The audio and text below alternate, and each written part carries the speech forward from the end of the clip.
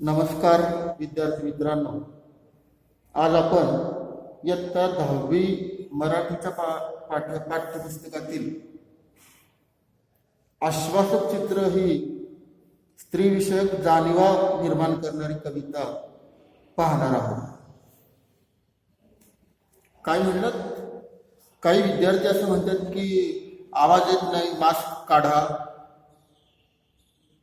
का मास्क बांधल्यावर आवाज येत नाही का? आपण किती दिवस झालं स्त्रियांच्या तोंडावर असा न दिसणारा मास्क बांधून ठेवलेला आहे की ज्यामुळं त्यांना त्यांच्या भावना नीट मांडता येत नाही, त्यांना आपल्या मनातलं बोलायची परवानगी नाही. आणि मग अशा वेळी आपण स्त्री पुरुष समानतेच्या खूप गप्पा मारत असतो. पण ती स्त्री पुरुष समानता खरंच आपल्या मनात आहे का, हा खूप मोठा प्रश्न आहे. आणि अनेकदा असं दिसतं की व्यासपीठावर, मोठ्या मंचांवर अशा गप्पा मारल्या जातात, पण प्रत्यक्षात ती स्त्री पुरुष समानता मात्र आपल्याला कुठं पाहायला मिळत नाही. याच विषयावर भाष्य करणारी कवयित्री नीरजा यांची ही कविता आपल्याला पाहायची. तिचं नाव आहे आश्वासक चित्र. नीरजा हे नाव तुम्हा विद्यार्थ्यांच्या दृष्टीनं कदाचित नवीन असेल, पण नीरजा या मराठी साहित्यातील खूप मोठ्या अशा साहित्यिका आहेत. स्त्रीविषयक कवयित्री, स्त्रीवादी कवयित्री म्हणून त्या परिचित आहेत. त्यांचे निरन्वय, वैणा, स्त्री गणेशा, निरर्धकाचे पक्षी हे कविता संग्रह प्रसिद्ध आहे. जे दर्पणी बिंबले, ओल हरवलेली माती हे कथासंग्रह, हेही त्यांचं लेखन खूप प्रसिद्ध आहे. महाराष्ट्र शासनाच्या कवी केशवसूत, कवयित्री इंदिरा संत, त्याबरोबर मराठीतला महत्त्वाचा मानला जाणारा पुरस्कार भैरव रतन दमानी इत्यादी साहित्यविषयक पुरस्कारांनी त्यांना सन्मानित करण्यात आलेला आहे. आपण या कवितेमध्ये पाहणार आहोत कवयित्रीनं मांडलेलं स्त्री पुरुष समानतेचं एक भविष्यविषयक तिनं बघितलेलं चित्र जे आश्वासक आहे, आणि म्हणून कवितेला नाव दिलेलं आहे आश्वासक चित्र. ते चित्र, तिचं स्वप्न, तिचं भविष्य नंतर पूर्ण होईल अशी त्याची अपेक्षा आहे, असा विश्वास तिनं व्यक्त केलेला आहे. आणि कवितेतून व्यक्त झालेला विचार तुम्ही पाहिलात, ऐकलात, समजून घेतलात तर तुमच्या लक्षात येईल की तो एक आश्वासक विषय तर आहेच, पण तो सार्वत्रिक विषय आहे. म्हणजे तो तुम्हालाही लगेच कळेल, समजेल, अनुभवाला येईल. स्त्री पुरुष समानतेची मूल्य रुजवणारी ही एक चिंतनशील अशी कविता आहे, जिचा विचार तुम्ही कविता नुसता अभ्यासन करून चालणार नाही, तर प्रत्यक्ष तुमच्या वर्तनामध्ये तसा बदल झाला पाहिजे, व्यवहारात तसा बदल तुमच्याकडून होणं, विद्यार्थ्यांकडून होणं अपेक्षित आहे. कवयित्रीनं या कवितेमध्ये केलेली सर्व स्त्री पुरुष समानतेविषयीची मूल्य, व्यक्त केलेली मूल्य विद्यार्थ्यांमध्ये संक्रमित व्हावीत, रुजावीत, हा या पाठामागचा उद्देश आहे. ही कविता पाठ्यपुस्तकात समाविष्ट केली आहे, त्याचा उद्देश तोच आहे. कविता सहज, सोपी, साधी, साध्या भाषेत लिहिलेली, सहज समजणारी अशा प्रकारची आहे. कविता आपण वाचू आणि नंतर त्याच्यावर आपण स्पष्टीकरण, रसग्रहण, त्याचा अर्थकथन पाहूया. कवितेचं नाव आहे आश्वासक चित्र. कवयित्री आहे नीरजा. कवितेचं मी वाचन करतोय, तुम्ही सर्वांनी पुस्तकात लक्ष देणं अपेक्षित आहे. तापलेल्या उन्हाच्या आडोशाला बसून खेळते आहे एक मुलगी केव्हाची. तापलेल्या उन्हाच्या आडोशाला बसून खेळते आहे एक मुलगी केव्हाची. मी पाहत राहते तिला माझ्या घराच्या झरोक्यात. तापलेल्या उन्हाच्या आडोशाला बसून खेळते आहे एक मुलगी केव्हाची. मी पाहत राहते तिला माझ्या घराच्या झरोक्यातून. ती मांडीवर घेते बाहुलीला, एका हातानं थोपटत तिला चढवते आधन भाताचं. ती मांडीवर घेते बाहुलीला, एका हातानं थोपटत तिला चढवते आधन भाताचं भातुकलीच्या इवल्याशा गॅसवर. बाजूला खेळतो आहे मुलगा हातात चेंडू घेऊन. बाजूला खेळतो आहे मुलगा हातात चेंडू घेऊन. खूप उंच उडवून चेंडू नेमका झेलतो तो हातात. खूप उंच उडवून चेंडू नेमका झेलतो तो हातात. मुलगी पाहत राहते कौतुकाने त्याच्याकडे. मुलगी पाहत राहते कौतुकाने त्याच्याकडे. अचानक बाजूला ठेवून बाहुलीला ती जवळ जाते त्याच्या. अचानक बाजूला ठेवून बाहुलीला ती जवळ जाते त्याच्या. मुलगा दाखवतो तिला आपलं कसब पुन्हा एकदा. मुलगा दाखवतो तिला आपलं कसब पुन्हा एकदा. मुलगी चेंडू मागते त्याच्याकडे. मुलगी चेंडू मागते त्याच्याकडे. तेव्हा तो हसून म्हणतो, तू भाजी बनव छानपैकी पाल्याची. मुलगी चेंडू मागते त्याच्याकडे. तेव्हा तो हसून म्हणतो, तू भाजी बनव पाल्याची छानपैकी. ती म्हणते, मी दोन्ही करू शकते एकाच वेळी, तू करशील? ती म्हणते, मी दोन्ही करू शकते एकाच वेळी, तू करशील? मुलगा देतो चेंडू तिच्या हातात. मुलगा देतो चेंडू तिच्या हातात. उंच उडवलेला चेंडू आभाळाला शिवून नेमका येऊन पडतो तिच्या उंजळीत. उंच उडवलेला चेंडू आभाळाला टेकून नेमका येऊन पडतो तिच्या उंजळीत. मुलगा पाहत राहतो आश्चर्यचकित. मुलगा पाहत राहतो आश्चर्यचकित. तशी हसून म्हणते ती, आता तू. तशी हसून म्हणते ती, आता तू. मांडी घालून मुलगा बसतो गॅस समोर. मांडी घालून मुलगा बसतो गॅस समोर. दोन्ही हातांनी थोपटवतो, झोपवतो भाऊलीला प्रथम. दोन्ही हातांनी थोपटत झोपवतो भाऊलीला प्रथम. मग शोधतो पातेलं भाजीसाठी. दोन्ही हातांनी थोपटत झोपवतो बाहुलीला प्रथम. मग शोधतो पातेलं भाजीसाठी. हळूहळू शिकेल तोही आपलं कसब दाखवताना घर सांभाळणे. हळूहळू शिकेल तोही आपलं कसब दाखवताना घर सांभाळणं. तापलेल्या उन्हाच्या आडोशाला बसून. तापलेल्या उन्हाच्या आडोशाला बसून. माझ्या घराच्या झरोक्यातून दिसतं आहे एक आश्वासक चित्र उद्याच्या जगाचं. माझ्या घराच्या झरोक्यातून दिसतं आहे एक आश्वासक चित्र उद्याच्या जगाचं. जिथे खेळले जातील सारेच खेळ एकत्र. जिथे खेळले जातील सारेच खेळ एकत्र. भातुकलीतून प्रवेशताना वास्तवात हातात असेल दोघांचाही. हातात असेल दोघांचाही. ज्यावर सहज विसावेल बाहुली आणि चेंडू जोडीनं.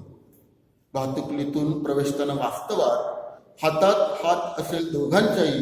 ज्यावर सहज विसावेल बाहुली आणि चेंडू जोडीनं. निरर्थकाचे पक्षी नावाचा एक कवयित्रीचा काव्यसंग्रह आहे आणि त्यातून ही कविता घेतलेली आहे. ज्यावेळी तुम्हाला संदर्भाचं स्पष्टीकरण किंवा कुठल्याही प्रश्नाची प्रस्तावना लिहावी लागते त्यावेळी कवितेच्या नावाचा उल्लेख, कवयित्रीचा उल्लेख, ती कविता कोणत्या संग्रहातून घेतली आहे त्याचा उल्लेख तुम्ही लिहिलात तर तुमचा अभ्यास अधिक पक्का आहे. उत्तर अधिक योग्य पद्धतीने लिहिले, संदर्भासह लिहिलंय असं म्हणून ते योग्य उत्तर मानलं जातं, चांगलं उत्तर मानलं जातं. त्यामुळं नेहमी जसं तुम्ही कवी कवयित्रींची नावं, लेखकांची नावं, त्यांच्या धड्यांची नावं लक्षात ठेवता त्याच पद्धतीनं तो पाठ, ती कविता कोणत्या संग्रहातून घेतलेली आहे हे तुम्ही लक्षात ठेवलं तर तुम्हाला त्याचा अधिक फायदा होऊ शकतो. स्त्री पुरुष समानता, बऱ्याचदा तुम्ही 10वीच मुलं आहात, हा विषय वेगवेगळ्या मार्गातून तुमच्यापर्यंत अनेकदा पोचलेला असेल. पूर्वीपासून आपल्या संस्कृतीमध्ये स्त्रियांना थोडंसं दुय्यम स्थान दिलेलं आहे. पुरुषांच्या बरोबरीनं त्यांनी राहायचं नाही, वागायचं नाही, बोलायचं नाही, आचरण करायचं नाही. सतत कमीपणा आपल्याकडे घ्यायचा, नमतेपणा आपल्याकडे घ्यायचा. अशी एक सवयच आपल्याकडून स्त्रियांना लावली जाते. आणि मग त्यामुळेच आपण पाहतो की समाजात तसे विपरीत परिणाम झालेले आपल्याला दिसतात. मुलींचं महत्त्व कमी झाल्यामुळे त्यांच्या जन्म दरही कमी झालेला आहे. मुलांनाच महत्त्व असल्यामुळे मुली नको अशी काही पालकांची समजूत होते, त्यातून गैरप्रकार घडतात. पण त्या सगळ्यावर बंदी आहे किंवा हे चित्र हळूहळू स्त्री पुरुष समानतेचं आपण त्या दिशेनं वाटचाल करतो आहोत असं म्हणायला हरकत नाही. पण लेखिकेनं ते स्वप्न पूर्वी पाहिलेलं आहे. विषय अगदी साधा आहे की लेखिका आपल्या घराच्या आत बसलेली आहे आणि झरोक्यातून, खिडकीतून ती एक चित्र पाहते की तिच्या परिसरातली मुलं भातुकलीचा खेळ खेळतात. भातुकलीचा खेळ तुम्हाला माहिती आहे की भावला भावली इतर सगळ्या घरात संसारात लागणाऱ्या वस्तू छोट्या छोट्या खोट्या खोट्या एकत्र आणायच्या आणि एखाद्या कुटुंबाची जबाबदारी आपण स्वीकारतो आहोत, पार पाडतो आहोत असं समजून मुलींनी मोठ्या माणसांच्या भूमिका बजवायच्या.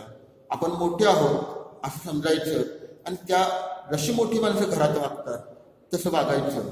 खरं तर या कवितेत ते तुमच्या लक्षात येईल की ज्यावेळी लेखिका सांगते आपल्याला की एक मुलगा आणि एक मुलगी दुपारच्या वेळी खेळत बसलेले आहेत, ऊन वाढलेले आहेत आणि त्यामुळे हा सावलीतला खेळ त्यांनी खेळणं पसंत केलेलं आहे. लेखिका म्हणते की तापलेल्या उन्हाच्या आडोशाला बसून खेळते आहे एक मुलगी केव्हाची, मी पाहत राहते तिला माझ्या घराच्या झरोक्यात. ती मुलगी खेळते, लेखिकेचं लक्ष दिलं जातं तिकडं. तुम्ही पुस्तकातील चित्रही पाहिलं तरी तुम्हाला लेखिकेला काय म्हणायचं हे लगेच समजू शकेल. कोणता खेळ खेळतात ते तर त्या मुलीनं एक छोटी बाहुली आपल्या मांडीवर घेतलेली आहे आणि तिला ती झोपवण्याचा प्रयत्न करते. झोपण्यापूर्वी मुलींना मांडीवर घेतात आणि एक मांडी हलवतात, त्याला जोजवणं असं म्हणतात. तर त्या पद्धतीनं त्या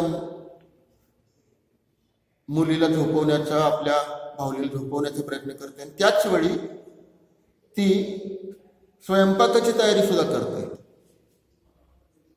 गॅसवर तिनं त्यासाठी भाताचं आधण ठेवलेलं आहे. आता ते सगळं खोटं हे लक्षात घ्या. गॅसही खोटा, सगळी भांडी कुंडी खोटी. पण त्या मुलांच्या मनात आपण खरंच तसं करतो तशी भावना असते. खरं तर माझा एक प्रश्न आहे तुम्हाला की ती जी मुलगी ती असं का वागत नाहीये की त्यांच्याकडे वेळ कमी आहे का, की सुरुवातीला त्या बाहुलीला मांडीवर घेतलं, तिला वेळ देऊन झोपवलं, मग वेळ काढला, मग स्वयंपाकाला सुरुवात केली. असं न करता तुम्हाला दिसतंय की ती एकाच वेळी दोन्ही कामं करते. इथं प्रश्न पडला पाहिजे खरं तर ती मुलगी असं का वागत असेल. आणि याचं उत्तर आहे तिनं बऱ्याच वेळा घरात असं चित्र पाहिलेलं असणार आहे की तिची आई तिला सुद्धा अशी दोन्ही कामं एकाच वेळी करावी लागत असणार आहेत. घरातली सगळी कामं तिलाच करावी लागत असणार आहेत. मुलांचा सांभाळ करणं सुद्धा, स्वयंपाक करणं सुद्धा, अशी सगळी कामं करण्यामुळं मग तिला ही दोन्ही कामं एकत्र करतात. मुलं पाहतात आणि अनुकरण करतात आणि त्यामुळं आपल्या आईचं अनुकरण जणू काही ती मुलगी करते असं समजायला हरकत नाही. त्याच खेळामध्ये मुलगाही सामील आहे. तो या खेळात सहभागी आहे भातुकलीचा. पण तो मात्र या दोन्हीपैकी कुठले काम स्वतः सध्या तरी करत नाहीये. ती मुलगी एका वेळी दोन्ही कामं करते ही बघून सुद्धा स्वतः मात्र खेळत बसलेला आहे. तो जो खेळ खेळतोय तो चेंडू हवेत उंच उडवणं आणि पुन्हा नेमक्या पद्धतीनं झेलणं असा तो खेळ खेळतोय. म्हणजे त्याचं कौशल्य आपल्याला त्यात दिसतंय, लक्षात घेतलं पाहिजे. म्हणजे इथं समाजाची रचना एक प्रकारची लेखिकेला मांडायची की कौशल्याची कामं पुरुषांनी करायची आणि घरं सांभाळण्याचं काम, रांधा वाडा गोष्टी काढा ही सगळी जी कामं असतात ती स्त्रियांनी करायची. अशी समाजाची रचना नकळत आपल्याला या छोट्याशा खेळाच्या माध्यमातून लेखिकेला, कवयित्रीला लक्षात आणून द्यायची आहे. मुलगी त्याच्याकडं सुरुवातीला कौतुकानं पाहते. स्त्रियांना सुरुवातीला असं वाटत होतं की कौशल्याची जी कामं आहेत ती आपल्याला जमणार नाही, ती पुरुषांनीच करायची. आपलं काम हेच आपल्या नशिबात आलेलं काम आहे, ते आपण केलं पाहिजे. पण हळूहळू स्त्रियांच्या मध्ये जागृती व्हायला लागली. त्यांनी शिक्षण घ्यायला सुरुवात केली. समाज सुधारकांनी स्त्रियाही पुरुषांच्या बरोबरीनं समान आहेत हे सांगायला प्रयत्न केला आणि त्यावेळी तिच्या मनामध्ये जागृती निर्माण झाली. तिच्या मनात विचाराला पुरुषांना जी कामं करता येतात ती कामं आपण का करू शकणार नाही, आणि म्हणून तिनं हळूहळू ती कामं करायला प्रयत्न केला. इथं कवयित्री म्हणते बा की मुलगी पाहत राहते कौतुकानं त्याच्याकडे, अचानक बाजूला ठेवून बाहुलीला ती जवळ जाते त्याच्या. एका क्षणी स्त्रीनं निर्धार केला की आपल्याला आता असं नुसतं चार भिंतीच्या आत, उंबऱ्याच्या आत राहून चालणार नाही, तर आपल्याला सुद्धा पुरुषांच्या बरोबरीनं खांद्याला खांदा लावून काम केलं पाहिजे. हा निर्धार या छोट्याशा कृतीतून कवयित्रीला दाखवून द्यायचा आहे. ती मुलगी आपलं कौशल्य, आपलं कसं कौतुकानं पाहते आहे हे ज्यावेळी त्या मुलाच्या लक्षात येतं. म्हणजे स्त्रिया ज्यावेळी पुरुषांच्या कर्तृत्वानं दिपून जातात त्यावेळी मुद्दाम ते असं दाखवण्याचा प्रयत्न करतात की आम्ही जे करतो आहोत ते अवघड का, तुम्हाला ते जमणार नाही, तुम्ही त्या भानगडीत पडू नका. आणि म्हणून त्या मुलानं ती मुलगी जवळ आल्यावर पुन्हा एकदा हवेत चेंडू उंच टाकलेला आहे आणि बरोबर झेललेलं आहे. म्हणजे हे काम किती अवघड आहे ते तू बघ, तू याचा विचारही करू नकोस. पण मुलीनं आता निर्धार केलेला आहे, तिच्या शिक्षणाला आत्मविश्वास निर्माण झालेला आहे आणि म्हणून ती सांगते की तू ते माझ्याकडे चेंडू, मी प्रयत्न करून बघते. ज्या ज्यावेळी स्त्रियांनी अशा प्रकारे पुरुषी वर्चस्वाला धक्का लावण्याचा प्रयत्न केला त्यावेळी त्यांची हेटाळणी केली गेली, चेष्टा केली गेली, मानहानी केली गेली, त्यांना त्यापासून दूर करण्याचा प्रयत्न केला गेला. साध्या कृतीतून दिसतंय बघा आपल्याला की तो मुलगा हसतोय तिच्याकडे बघून की कसं तुला शक्य आहे, की तुला जमणारं काम नाहीच आहे. आणि म्हणून तो उपहासानं म्हणतो इथं की तू भाजी बनव छानपैकी पाल्याची, म्हणजे तुझं काम तू कर, भाजी बनवणं, स्वयंपाक करणं, इतर काही काम आहेत तुला ती तू कर, या कामात तू पडू नकोस, लक्ष देऊ नकोस. पण आता ती मुलगी म्हणजे समाजातली स्त्री ही शिक्षणानं आत्मविश्वासी, धाडसी बनलेली आहे आणि म्हणून ती सांगते की ते तर काम मी करेनच. स्वयंपाक, संसार म्हणजे जबाबदाऱ्या माझ्या ज्या आहेत त्या तर मी करेनच, पण मी दोन्ही करू शकते एकाच वेळी, तू करशील. इथं या प्रश्नातून आपल्याला जाणवते का पहा की हा पुरुषी वर्चस्वाला दिलेला धक्का आहे. स्त्रियांनी सांगितलं की आम्ही आमची कामं करतो, पण तुमची कामं करून दाखवू आणि त्यानंतर पुढं तुमची तयारी दोन्ही कामं करायची आहे का याचा तुम्ही विचार करा.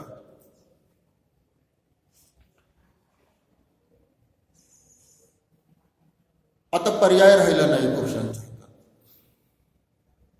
स्त्रियांनी दोन्ही कामं करून दाखवण्याची तयारी दाखवलेली आहे. बघू त्यांना करायला लावू, कामं जमतात का बघू, नाही जमलं तर गप्प बसतील. आणि म्हणून तिला हे जमणारच नाही काम अशा हेतूनं तो मुलगा नाईलाजानं तिच्या हातात तो चेंडू देतो. मुलगी तो चेंडू हातात घेते, त्याच्यासारखाच उंच उडवते, अगदी आबाळाला शिवून नेमका येऊन पडतो तो चेंडू तिच्या उंजळीत. ज्यावेळी पुरुषांची म्हणून असणारी कामं, अवघड कामं स्त्रियांनी करून दाखवली, त्यावेळी सगळे पुरुष सुद्धा असेच आश्चर्यचकित झालेले असणार आहेत. अरे हे काम आपलं आहे, आपल्याला जमते, त्यांना जमणार नाही असं त्यांना वाटत असेल, पण स्त्रियांनी ते करून दाखवलं आणि त्याचा दुराभिमान न बाळगता सद हसून पुरुषसत्तेला आवाहन दिलं की आता तुम्ही करून दाखवा. ती मुलगी म्हणते पा तशी हसून म्हणते ती, आता तू. आणि मग पुरुषांच्या हातात काही राहत नाही. स्त्रिया जर दोन्ही कामं करून दाखवतात तर आपल्याला ती जमतात तर तसं दाखवलं पाहिजे.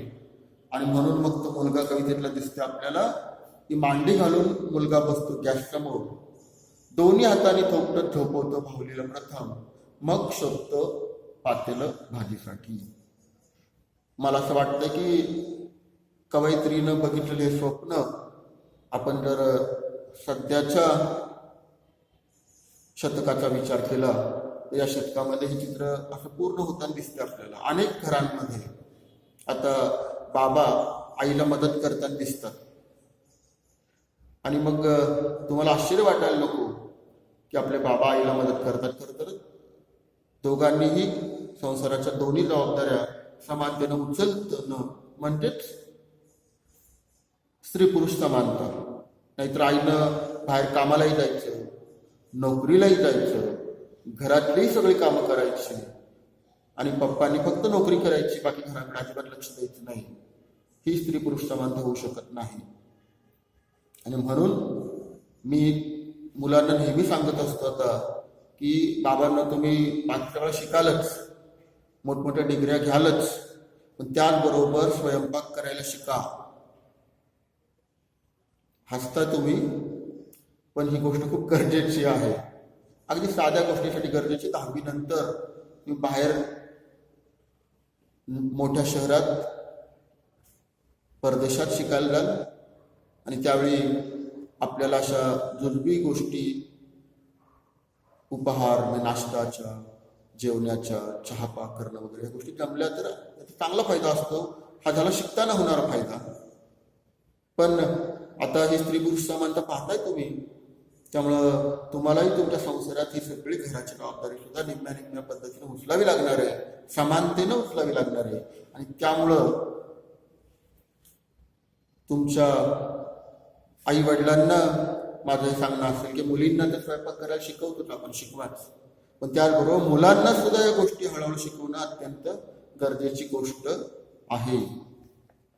म्हणजे माझ्या मिस्टरांनी मला मदत केली पाहिजे, पण माझ्या मुलांना मात्र काही शिकता कामा नाही आपला स्वयंपाक वगैरे, हा विचार तर मनातून काढून टाकला पाहिजे. लेखिका इथं हेच आश्वासक चित्र आपल्या पुढे मांडते की हळूहळू शिकेल तोही आपलं कसब दाखवताना घर सांभाळणं तापलेल्या उन्हाच्या आडोशाला बसून. आता इथं या कडव्याच्या शेवटी ही ओळ का आलेली आहे की तापलेल्या उन्हाच्या आडोशाला बसून. लेखिकेला, कवित्रीला सांगायचं की पुढं पुढं स्पर्धा खूप वाढत जाणार आहे. आर्थिक अडचणी असल्यामुळं घरातल्या स्त्रीला पुरुषाला नोकरी करावी लागणार आहे. संकट मोठी, खर्च मोठे, समस्या मोठ्या येणार आहेत. आणि त्यामुळं आपण जसं म्हणतो की स्त्री आणि पुरुष ही दोन्ही चाक आहेत रथाची, ती सारखी असली पाहिजे. एक जर चाक मोठं आणि छोटा असेल तर रथ जसं चालणार नाही, पळू शकणार नाही, तो नुसता लडखडत चालेल. तसं आता सध्याच्या काळामध्ये स्त्रियांनी आणि पुरुषांनी दोघांनी आपल्या घरासाठी, कुटुंबासाठी कमवल्याशिवाय संसाराचा गाडा हा नीट चालणार नाही. तो नुसता लडखडत चालेल, तो धावणार नाही. तो धावायचा असेल तर दोघांनीच आर्थिक कमाई करून समानतेनं घराची जबाबदारी उचलली पाहिजे. अशा अर्थानं हे स्पर्धेचं, संकटांचं तापलेलं ऊन, त्या उन्हाच्या आडोशाला बसून आता एका दोघांना करणं गरजेचं आहे. लेखिका, कवयित्री हे चित्र आपल्या घराच्या झरोक्यातून, झरोका म्हणजे खिडकी, खिडकीतून पाहते आहे. तिला असं वाटतंय की हे उद्याच्या जगाचं आश्वासक चित्र आहे. म्हणजे भातुकलीच्या खेळात खेळणारा तो मुलगा, ती मुलगी ज्याप्रमाणे परिस्थितीनुसार बदलत गेले. आधी ती मुलगी फक्त स्वयंपाक करत होती, मुलगा चेंडू खेळत होता. नंतर त्या मुलीनं ते मी करून दाखवते असं म्हटली, मुलानं तिला संधी दिली, तिनं सुद्धा कौशल्याचं ते काम आपल्याला जमतं हे दाखवलं आणि मग मुलानं ते स्वीकारलं आणि तो सुद्धा आता तिच्या बरोबरीनं संसारातल्या जबाबदाऱ्या उचलायला तयार झाला. हे उद्याच्या जगाचं आश्वासक चित्र लेखिकेला त्या छोट्या खेळामधून जाणवत आहे आणि म्हणून ती असा विश्वास शेवटी व्यक्त करते आहे की या तरुण पिढीच्या मध्ये जिथे खेळले जातील सारेच खेळ एकत्र भातुकलीतून प्रवेशताना वास्तवात. भातुकली म्हणजे उद्याच्या संसाराचा एक सराव.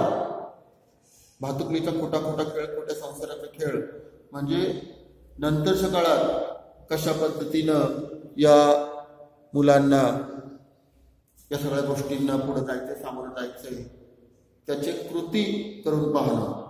आणि म्हणून हा जरी खोटा खेळ असला तरी उद्या वास्तवात अशा पद्धतीनं आपल्या कुटुंबाच्या जबाबदाऱ्या स्वीकारताना ही मुलं नक्कीच अशा पद्धतीनं वास्तवात सुद्धा सगळ्या गोष्टींचा स्वीकार करतात.